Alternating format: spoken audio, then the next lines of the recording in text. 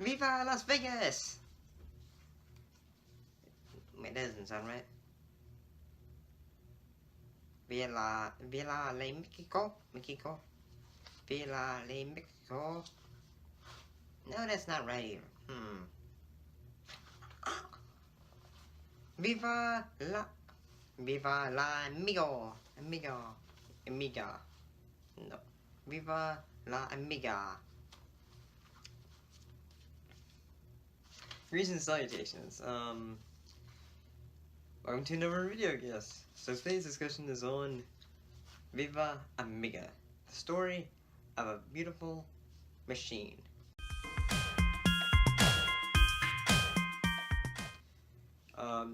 It's a 2017 documentary directed by Zach Weddington, and the subject is about the Commodore Amiga. From from its development in 1985 to how its inception of its ideas, to its eventual discontinuation in 1996. When the Amiga is most known for is that compared to say other computers at the time, like in the 80s, this was a computer, instead of for being gotta use this computer because I gotta do my taxes, I gotta do this spreadsheet work. No, the Amiga was a computer used for if you are a creative person, if you use for arts, for programming, as well as music, art. The Amiga did a lot of things. I learned a lot about this from this documentary. Some things I think that would be very informative to learn about is that development for the Amiga computer started in 1982. Andy Warhol, he developed a painting using the Amiga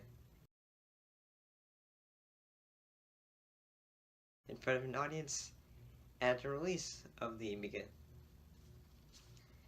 Some of the big names in the 80s included Atari, IBM, Apple, and Commodore. Compared to say other computers, here's the thing, Atari, it was in black and white. IBM, they had green screen. While Amiga, it was only one that had use of color. But one of the issues though for computers at the time though, computers were mostly designed for business, not entertainment. The Amiga was the difference. It was designed for entertainment. The Amiga went through a lot of difficulties or issues, such as it had to be bought out at the risk of going. So one of the things that was done was Atari offered the Commodore. They offered them $500,000 to buy them out. A man by the name of Trimmel wanted the Commodore. He wanted it so bad. He went from working for working for Atari to wanting to get the Commodore, then going to work for Commodore and then wanting it, but he refused several times. In the post-punk era, animation was made by use of the Amiga. The Amiga, it outperformed the Macintosh. It also has some other programs, including the Deluxe Media in 1986. In 1989, the Video Toaster was developed for the Amiga, and basically what that was it was a video workstation. You could do say animation, you could do even CGI. Or you could do audio, say music, make your own music using it. B.B. King even said that he was going to use Amiga only to make music. However, sadly, in the year 1993, Commodore went into bankruptcy. Um, but the reason some blamed a bit of the marketing. It was sold at professional computer stores, and it was trying to market itself as a professional computer instead of as a computer used by artists or creative people. And the Amiga, sadly, was discontinued in the year 1996. Although other Amiga models were developed, such as the Amiga 1200, the Amiga 4000T.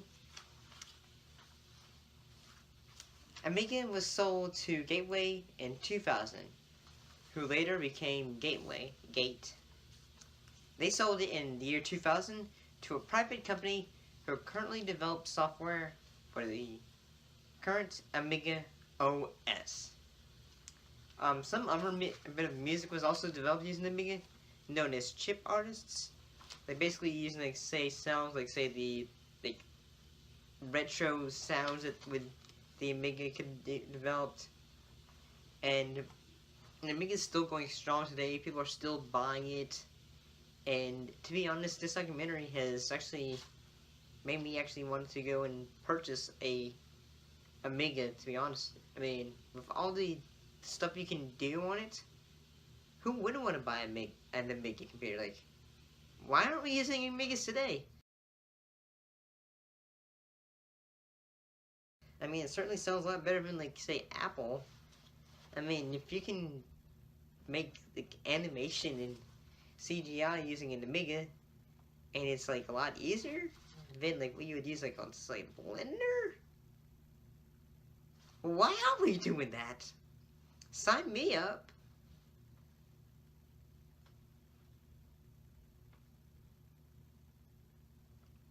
But that's all I've got to say.